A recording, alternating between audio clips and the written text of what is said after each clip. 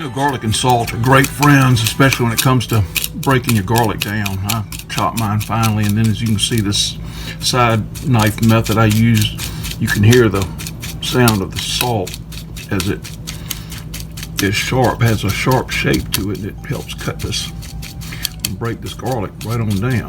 So try that next time you remember spine of the knife for scraping, not the blade. I'll keep working this till I get a consistency that I like, was more like a paste than anything else. All right now.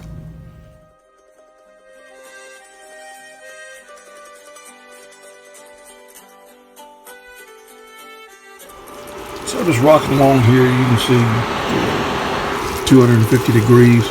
Now I put olive oil in here along with some oil that I drained off of a large can of albacore tuna. So that's in there as well. We got our garlic, our grated onion,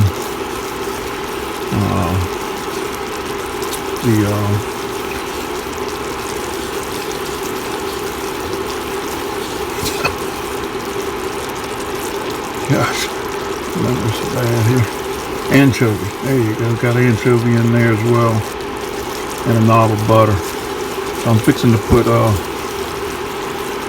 some seasonings in here, red chili flakes, some Italian herbs and whatnot. Let that work for about a minute just to get those flavors in there, and then we're going to go in with our tomatoes. Now, is that a beautiful thing right there or what?